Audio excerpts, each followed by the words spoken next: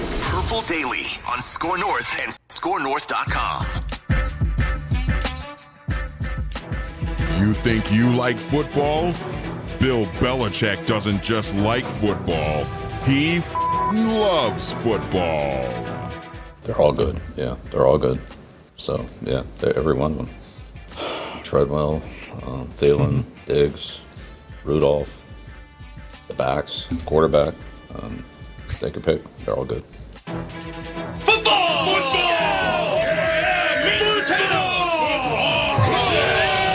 Gotta eat! Very excited Bill Belichick from a couple years back. All right, this is Purple Daily, daily Vikings entertainment, and our mission statement is very clear and simple on this show. We want the Vikings to win a Super Bowl before we all die. And even though this is the dead of the offseason, we are still here every single day bringing the Vikings takes, entertainment, theories, wild speculation sometimes. Phil Mackey, Judd Zolgad, our executive producer, Declan Goff, and this show is presented by TCL. Enjoy more of what you love with TCL. And boys, what do we love on this show? We love lists. We do. Right? Oh, well, we love a lot of things. Mm-hmm. Reckless speculation, lists. Mm-hmm. I mean, we come one, come all is our statement. And NFL.com has a list. Bucky Brooks, he worked in front offices. He was a scout. He played too, right? Wasn't Bucky Brooks, or was he just? Yeah. So he's been around the old game for a long time, right? He's seen a few things in his day. Bucky Brooks from NFL.com. And he has a list that's called, hold on a second, I just clicked on the other column, quarterback coach duos that should be on the hot seat in 2021, okay? Mm-hmm. What are your guys' thoughts on whether Mike Zimmer and Kirk Cousins should be on a list like this? I would say pretty automatic, right? Like I was going to say 100%. Yeah. It makes perfect sense. Yeah. Given their contracts, yes. And it kind of centers around a few, and I'll just go through the list here real quick here. Quarterback coach duos under the most pressure. Number one, Matt Stafford and Sean McVay. I don't know that Sean McVay should be like on a hot seat. No. Seems like a mistake to be it's firing more of a Sean. curious. I'm more curious just on what life is like with them, but I wouldn't say it's a hot seat. And I certainly wouldn't put them one. No. Like it's their first year. Stafford's not exactly done. So I was really surprised that he ranked that the top one. Number two, Lamar Jackson and John Harbaugh. Under the most pressure. A little bit more because of last year was not as good and 2 years ago was. So this one made a little bit more sense. The only thing is neither's in jeopardy of losing their job pressure-wise unless they completely come apart, which I don't think that they will. So I get this one a little bit more, but I probably wouldn't put them two. I agree. Is that fair? Yeah. Well, the write-up says Lamar Jackson has posted a 30-7 career regular season record and claimed both an MVP award in 2019 while dazzling as an electric dual-threat playmaker, but questions persist about his pocket passing ability. Number three, Carson Wentz and Frank Reich. I say for sure on Carson Wentz. I don't know. Frank Reich seems to know what he's doing. I don't know if he should be like on a hot seat. Derek Carr, John Gruden. Yes. That one might be that's probably number one. They're weird. Because I think Gruden is in trouble here at some point in time. I can't decide how to view the Raiders. I don't think bringing him back was a great idea. But anyway, yes. 10-year ironclad contract, too. That one I am on board with and think that's accurate. And then Matt Nagy, and then the combination of Justin Fields, Andy Dalton as his quarterbacks. Yep, that's fine. Right? So do you feel like Kirk Cousins and Mike Zimmer were snubbed on this list of duos that deserve to be under pressure for 2020? Were they snubbed? Yes, 1,000%. From the list that you just gave us, Phil, take Stafford and McVay off, put Kirk and Mike on. If the Vikings don't have a good year, Zimmer's probably not back, right? That's pressure. Hard to see Cousins, a path where he's back. Cousins, conversely, has 2022 on his contract, but there is immediate pressure here because he's banking on the fact that he's going to get one more huge contract, not good contract. He said he is trying to set himself up to get a huge contract. That's pressure right there. The only thing when I saw this list that I could think of as a plausible explanation for why they didn't make this top 5, and this is a damning thing, but it's what I thought of is Mike seen as such a defensive coach that they don't see the marriage there between quarterback and coach? Because to me, there definitely has to be. But like that was the only thing. Because how do you sit down and look at all of the potential pressure on a coach quarterback duo and not put Cousins, Zimmer on that list? Isn't it weird though? I think you just touched on a really interesting point in that all across the NFL, the head coach and the quarterback are essentially tied together, right? I mean, Belichick and Brady for all those years. Yep. Mike Tomlin and Ben Roethlisberger have been tied together for like 15 years in Pittsburgh. And then this list is all about Frank Reich tying himself to Carson Wentz and Sean McVay tying himself to Matt Stafford. And the list goes on and on and on. And John Harbaugh changing their offensive approach and scheme to tie himself to Lamar Jackson. And it's almost like Mike Zimmer has spent 7.5, 8 years trying to avoid tying himself to quarterbacks, right? Kind of saying, hey, I'm tying myself to the defense. And so if the defense gets better, then I should have security. But if the quarterback play is erratic in some form, now he tied himself to Bridgewater. He loved Teddy as a leader. I think he loved the fact that Teddy kind of went along with, like Teddy's strength was shotgun pistol. He kind of went along with I formation or Adrian Peterson needing to line up, 7 yards behind, hand the ball off, under center, turn around, hand the ball off, run play action, that style offense. Teddy just kind of went along with what Zimmer and Peterson wanted to do and kind of fit into their mold. But like Mike Zimmer in 7 years has done very little to tie himself to quarterbacks. He went out of his way during the Case Keenum run to question and rip Case Keenum every week. Like, anytime Case Keenum made a mistake that year, and there weren't that many, it was a great season for him. Zimmer would first chance at the podium after the game be like, "We gotta be better, taking care of the ball. We can't just be throwing the ball up for grabs, right?" So, can you name any other coaches in the NFL that have kind of kept an arm's length distance from their quarterback situation? Not really, because ordinarily even defensive guys like Parcells and Sims, right? Phil Sims, Parcells, tied very closely, and Parcells was a defensive guy. I'm trying to think off the top of my head. I think Zimmer is one of the few who there is no perceived affiliation between him and his QB, and that's a problem.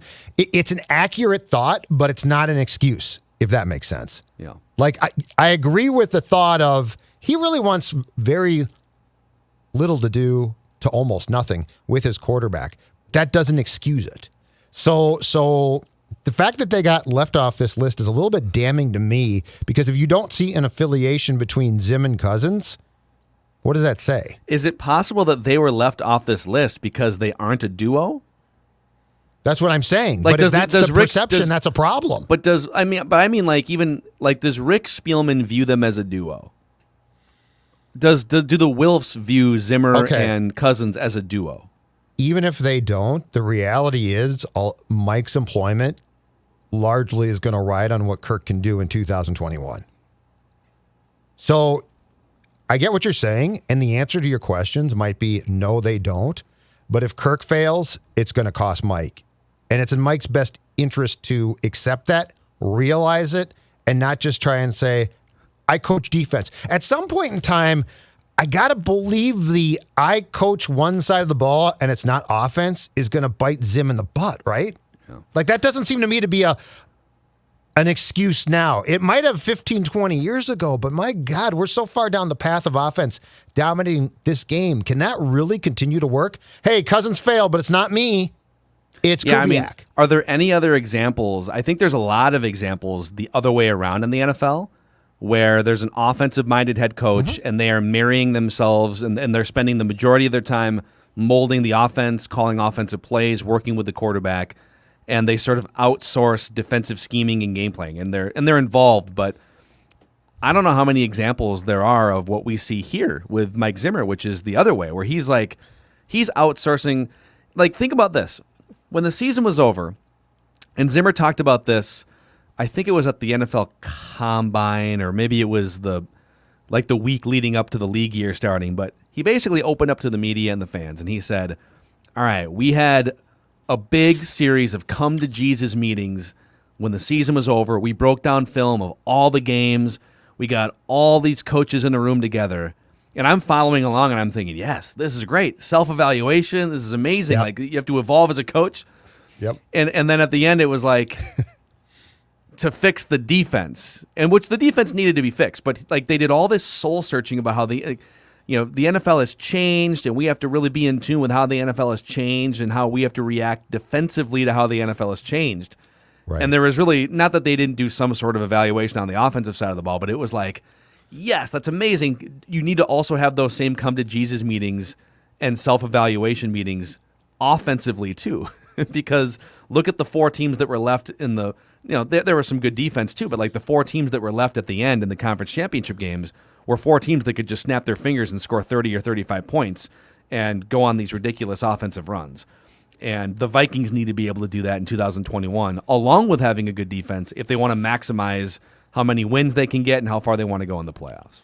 So the problem in my mind is this as well. So Zim outsources the offense only to a certain degree, and then he tries to pull in the reins. That's the problem. So like if he outsourced it to an OC who was just really damn good and said, you know what, that's cool, you run it, I'd still say that's a bit of a problem, but the problem really gets to be when things aren't going perfect as far as he's concerned. We're not running the ball enough, that he gets back involved. He's like the worst type of parent as far as controlling the kids and then taking credit for them. It's like, if you're not going to do this, if you don't want to be involved here, then just don't be. Don't come back and say, you know what, we need to do more of what they did in 1976. That's run the ball. Because that's the problem. Like if I'm Kubiak. Football. If I'm Clint, right, you know what's going to happen here. He's going to have ideas, and he is going to try, I'm sure, in practices, he's tried to install ideas that he likes more than his dad did. I get all that.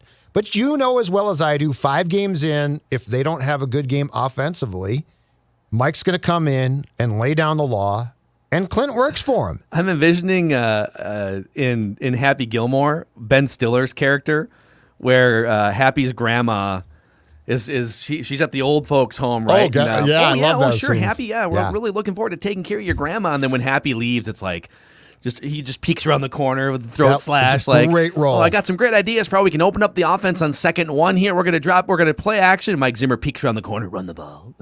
Yeah, Oh, exactly. wow, what a tremendous looking trophy. That's exactly right. Oh, your fingers hurt. Now your back's going to hurt Back's too gonna because hurt. you just pulled landscaping duty. That's right. Yeah.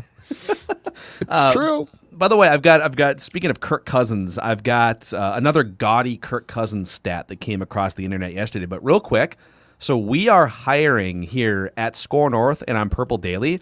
We are hiring someone to help build out our sales team. And so, if you have interest, if you have experience in digital sales, ideally digital content sales, but we're open to different types of backgrounds. If you've sold any sort of digital content or digital product, we'd like to hear from you. You can go to scorenorth.com, and there's a keyword bar. You can type in keyword account manager, but we are hiring on the sales side. Thanks to all of you guys here on Purple Daily and on Mackie and Judd. It was a really tough first half of 2020, but we've basically doubled our podcast audience, including YouTube and the people who watch the show on a daily basis over the past year. So we're just seeing awesome growth. Thanks to all of you guys, and we're looking to build out our team on the sales side. So scorenorth.com, keyword account manager, if you think you have what it takes to help take us to the next level. It'd be fun. Football. And you can work with Judd.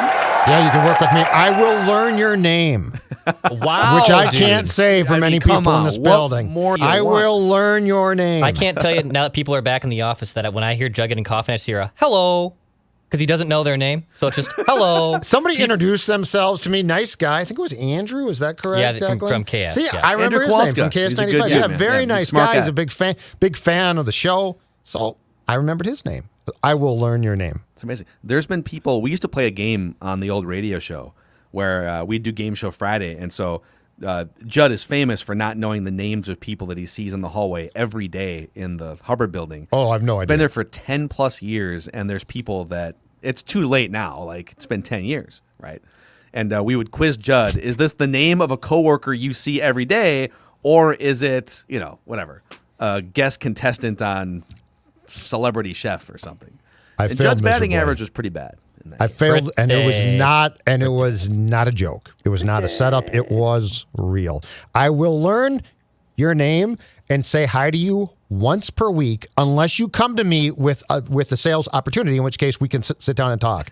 Besides that, though, I'm not going to look at you in the hallway every single day and say hi, okay? No eye contact. Just keep your head down. So this next thing I'm going to present to you guys, I just want to send a warning out there. If you are listening or watching and you are a Kirk Cousins stan, this question might be triggering, okay? This question might be triggering. This is just a logical question that's born and bred out of curiosity, okay? I'm just going to pose it. I'm not looking for a fist fight, just looking for a good, honest discussion about the highest paid player on the team and the driving force for the Vikings' wins and losses, Kirk Cousins, okay? Oh, boy. Here we go. So Zach Drapkin works in football analytics for both the Ravens and Pro Football Focus. He's a young football analytics. Nice. I believe he's in the football ops department as an intern for the Ravens. He has a Twitter following, PFF. And he posted a chart the other day showing quarterbacks in the NFL under pressure. So it was like one of those like plot graphs, right? So under pressure and then clean pocket. And the goal of the exercise was to show you which quarterbacks are the best under pressure and which quarterbacks are the best with a clean pocket. And 6 quarterbacks ranked near the top on both parts of the chart. They were just great last year statistically, under pressure or not under pressure. Pat Mahomes, Aaron Rodgers, Tom Brady, Josh Allen, Deshaun Watson, and Kirk Cousins. And so add that to the list. I mean, we've spent time this entire offseason. We probably have at least one Kirk Cousins discussion every single week. I mean, it is amazing how many stats you can find all across the internet, this being one of them, that point you toward Kirk being a top-end quarterback, not only in the NFL now, but like this dude has the 6th highest passer rating in the history of the NFL. The history of the NFL. He's got the 6th highest passer rating. He has the 3rd highest completion percentage in the history of the NFL, and now this latest from a football analytics writer. And I tweeted this out, and it generated, shall we say, much discussion the other day. And I want to pose the question to you guys. When you see all these stats, and you can find any number of things that show you either now or historically that Kirk Cousins puts up gaudy, ridiculous, like historical numbers, I think it means one of two things, and you have to basically choose one of these two things. Maybe there's some gray area, but either A, he's amazing, and he's on the level of some of the best quarterbacks in the NFL, the Rodgers, the Bradys, and historically all like the Drew Brees, etc. And the reason why his teams are 500 since 2012 is because the infrastructure around him is so bad. The coaching over 10 years, the skill position players, offensive line, defense, right? That like all those things are bad around him for 9 years. And he is so good that he is dragging those dead bodies to a 500 record in his career, right? So like that's truth number one, potentially. Truth number two is maybe all these numbers, historically, the analytics from this last year, maybe there's something off. Maybe there's a disconnect between where he ranks in some of these numbers versus how they actually translate to winning football games. That maybe there is some sort of missing chip or some sort of immeasurable thing that doesn't show up in a box score or in a PFF report that either leads to his teams being closer to 500 or leads to his teams not going deep in the playoffs. Is there a gray area between the two? Yes or no? And which one would you lean toward if I'm right on those two different reactions to the numbers that he puts up? Oh, there probably is some gray because there often is. But what I would lean towards is a very simple thing. This is why you watch the games. Because basically what you have to do with any statistic or analytic that you want to break down is you also need to go in into them and actually separate when things are done. I mean, Kirk Cousins had a fantastic second half last year in week 1 against the Packers, and the team was buried by then. And it wasn't all his fault, but it's all garbage. I mean, it didn't. You watched it and you thought to yourself, okay, this is great. It means nothing.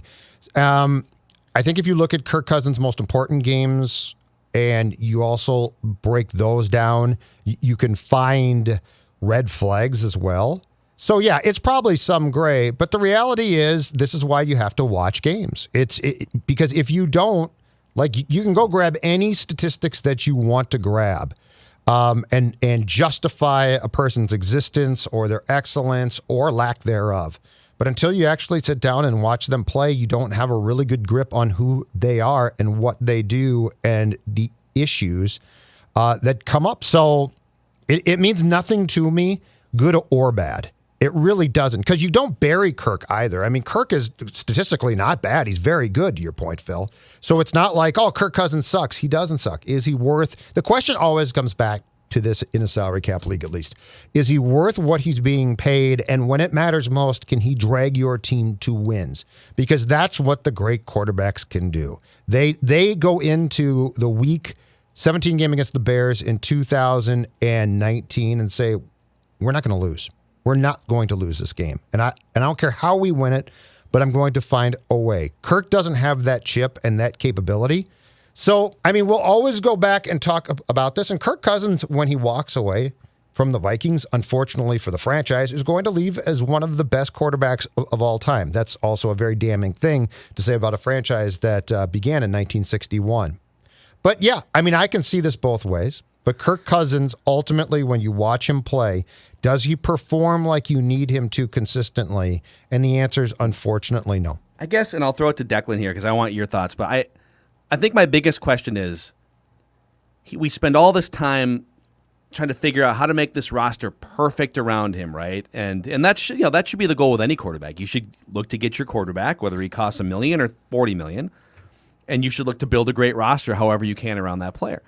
But I think now that he's played in over 100 games as a starting quarterback, going back 9 years, excuse me, and his record is exactly 500. All right, so his team around him, including him, is a 500 team. I don't think they've ever won 11 games, but I don't think they've ever gone 3-13. Like, they're always just sort of 8-8, 7-9, a little 10 win here a couple of years ago, right? So how can he be popping up as a top 5 PFF quarterback, as a top 5 or 6, this plot graph that we just threw out there? How can he have the 6th best passer rating ever, and he can show up on all these all-time lists? And all the other quarterbacks around him, the Drew Brees, the Tom Bradys, the Aaron Rodgers, right? All these guys, their teams over the course of 10 plus years are well over 500. They have Super Bowls. They go deep in the playoffs, right? So he's these are either like the most fool's gold of stats that you've ever seen, or he is amazing. He is Drew Brees. And the garbage around him is like, and we just aren't paying enough attention to how bad the things have been around him in Minnesota and Washington. And like, he should really be put on a pedestal and everybody else should be on a hot seat. Like, that's what I'm having trouble wrestling with. Okay. The poster child. So at the end of the day, when Kirk is done playing, the poster child season for Kirk's career and pretty much his teams as well, 2020. The Vikings last year. It's perfect. It encapsulates Kirk. Bad start by everybody, including Kirk. So I'm not dumping on Kirk here. I'm saying Kirk got off to a bad start. The entire team did. It's hopeless, right? You're 1-5. You come out of your bye week. You get hot. Kirk puts up marvelous stats. He goes on a great run. This is awesome. You might get in the playoffs.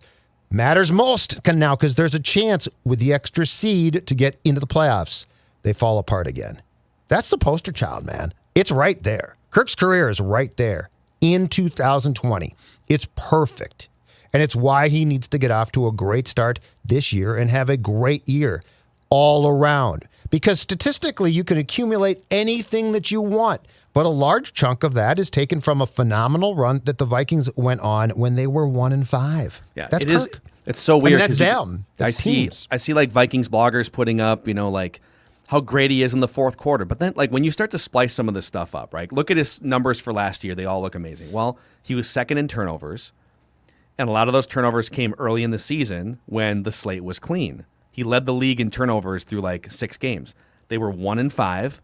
Then, when the season's over at 1-5, he plays amazingly, like you said, until they get kind of back in the playoff mix, and then all of a sudden, like, his play gets a little bit more erratic. And even within the fourth quarter, when you look at his stats, when you slice and dice, like, within 6 minutes and the game is within 2 scores, he's one of the worst quarterbacks in the NFL. But early in the fourth quarter, so it's like you can slice and dice a lot of different ways. And I guess I just wonder, okay, are these just fool's gold, or is there more credit to be given to him and he just needs better things around him? What do you think, Declan? Look, I kind of despise when people compare him to Drew Brees, and I know the statistics line up there. Like, remember the run for Drew Brees in the middle of this last decade when the Saints basically missed the playoffs for 4 to 5 years? It was the punishment, basically the bounty gates. They missed out on draft picks. They went 7-9 in 4 out of 5 years. They did have 11-5 sandwich in there, but they were 7-9 in 4 out of 5 seasons. And those seasons, Drew Brees was still unbelievable, still a Pro Bowl quarterback, still knocking on the door of being one of the best in the league. But those defenses for the Saints were terrible. The defenses for the Saints in 2012, 31st in points, 2014, 28th, 2015, 32nd, 2016, 32nd. Those defenses were terrible. Now, last year's Kirk, the Vikings defense was pretty bad, but he's also had 2 really damn good defenses in his first 2 years here, and he wasn't able to still figure it out. So, like, there's always just this excuse with him that I don't see that with Drew Brees. And by the way, Drew Brees earned the right because he actually went and won a Super Bowl in 2009 and had playoff success prior to that as well. Kirk Cousins has 1 playoff win in his entire career. Like, it's so not fair to put him and Drew Brees in the same conversation. I don't think that's accurate at all. And the perception too, with the analytics compared to your eye test, that's the thing. That's what we say in sports all the time. This goes in hockey and baseball and football and basketball. You have to match that with the evidence in front of you. If you're just looking at the Excel spreadsheet data, I'm telling you that's exactly why the old timers or people who dismiss analytics think you're a moron, because you're just looking at an Excel sheet and you're not actually watching the game. Does Kirk have, because I think this clears up the questions, if you were to rank quarterbacks in categories, an A, a B, a C, and a D, for instance, where would Kirk fall as far as clutch gene goes, just from eye test? C. Eye test alone? Eye test alone. C. I'd say C or D. I would say D. Yeah. I would say But I mean, D. that to me is the most important thing, because what Drew Brees, what I saw him do here Yeah. in the miracle game, which the Vikings won because, to Texas' point, the Saints' defense stunk. But what I saw Drew Brees do here, down at halftime, the Saints looked dead. Yeah. And he brought them back. And I'm telling you, as a sports fan, that was one of the most impressive and cool things to watch, because that building's erupting. And this guy, like, just ding, dunk, bang, bang, bang, right? And you're like, oh my God, he's like not phased at all. You tell me that Kirk could consistently do that. And what people are going to come back and say is the Saints at the Superdome. Okay, that's one game, but I'm saying the consistency of the clutch gene. Yeah. Well, and then again, like, there are fourth quarter numbers when you take the whole fourth quarter that will show he had the most touchdown passes, or whatever. If you're looking at passer rating or QBR or whatever. But I've done the research, and we've talked about it on this show. When you just look at the last 6 minutes in his career as a starting quarterback, the last 6 minutes of the fourth quarter or overtime, game within 2 scores, so game still in question, and his passer rating and other numbers are among the worst of any starting quarterback in the league.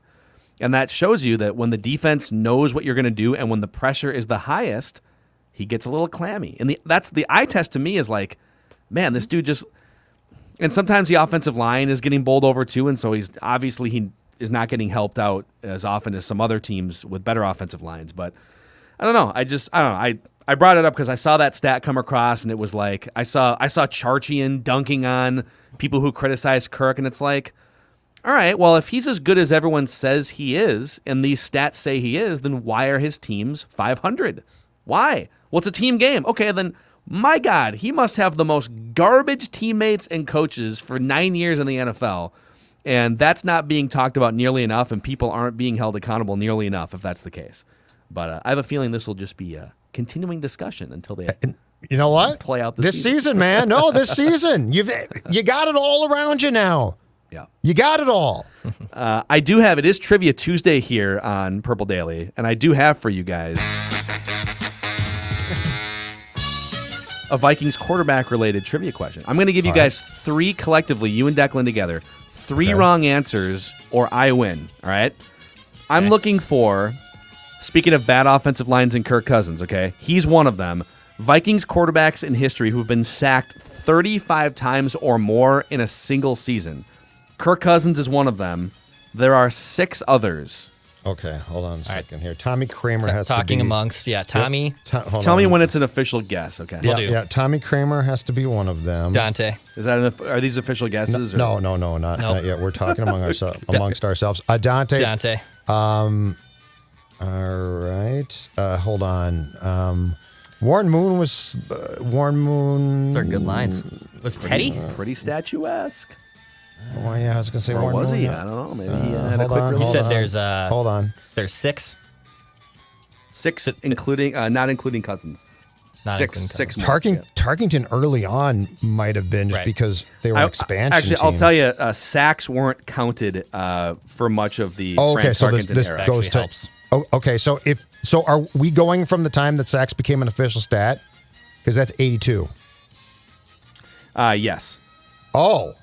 That Sorry, I changes should have everything. clarified that. Yeah, Sorry, this my bad. is...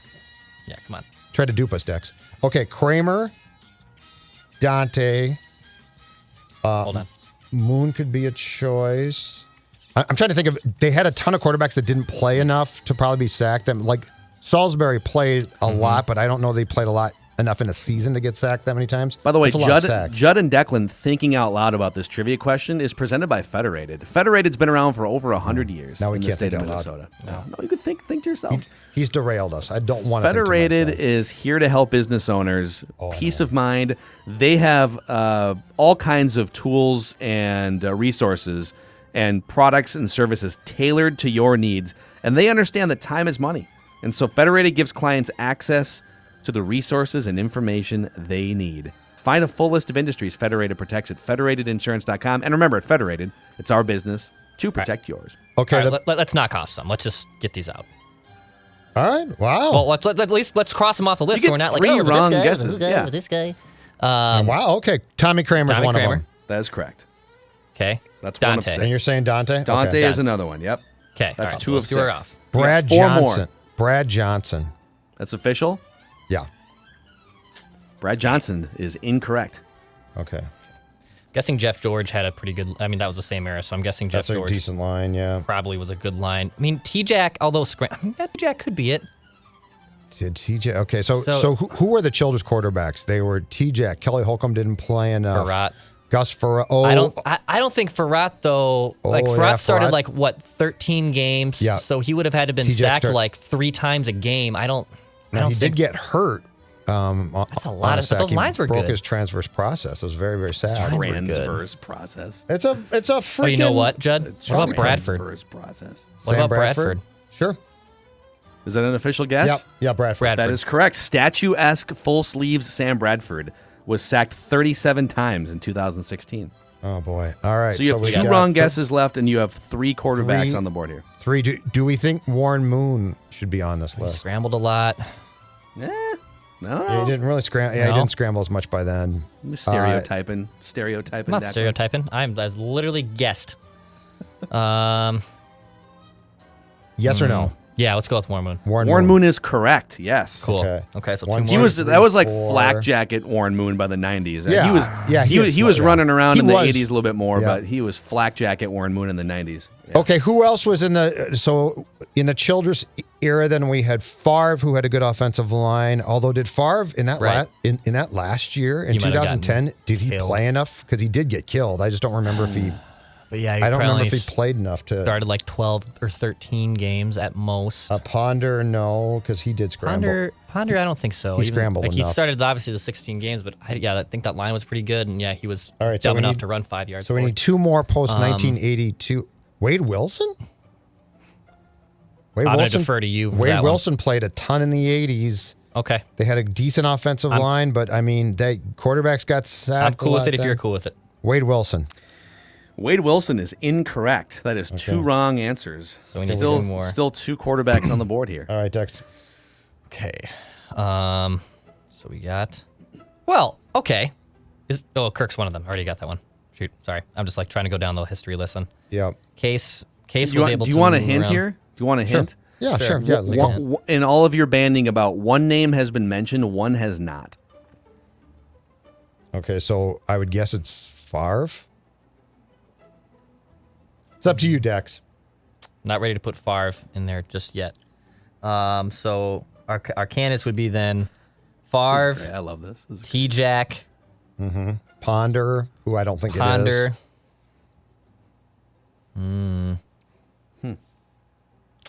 Favre, T-Jack, Ponder. I don't think Jeff George. 6 is a lot. Cunningham. We're being asked to do a lot of Probably. work here. I A don't lot think of heavy Cunningham lifting. was No, damn no. good line. No, in I wouldn't 98. say it's Cunningham. No. I love how now you're lashing out at the number. Now it's like That- now this that was you a lot know to now ask that you of know us. that you're about to fail here. You're This you're was a lot lashing to out ask at of us. me. Yeah, oh yeah. All right, Joe. Let's go with I can Favre. see Judd right. like in Fayed class in high school, like a mile. What do you mean? Like he's like 3/4 of the way through, just out of gas. I did What's a really mile? You're asking me to well. run a mile? I What did do you- really this is well. You- Ridiculous. All right, Favre. Brett Favre is incorrect. In fact, Brett Favre missed my arbitrary cutoff of 35 sacks by 1 sack in 2009 when he was sacked 34 Okay. times. All The right. other two correct answers were Teddy Bridgewater, who was sacked I wouldn't have guessed 44 guessed times it, in but I wouldn't have got it. 2015. I should My have known. God. All right. And then this one is probably unfair for Declan, but Steve Dills was sacked Never would've gotten 37 that. times. I in thought of Dills and never thought 1983. of. I thought Wade Wilson before Steve Okay. Dills. I'm mad at Teddy. I should have known. I should have gotten that one. That line was Nah, we're horrible. fine. You know what? Phil asked a lot for us. I mean, Trivia Tuesday should have a less than 6-person What do limit you on it. mean? Oh, I mean, just I'm for just that telling next you week, right I'm now. going to give you a 10 next week and see what happens. Yeah, I'm just telling you right now. All right.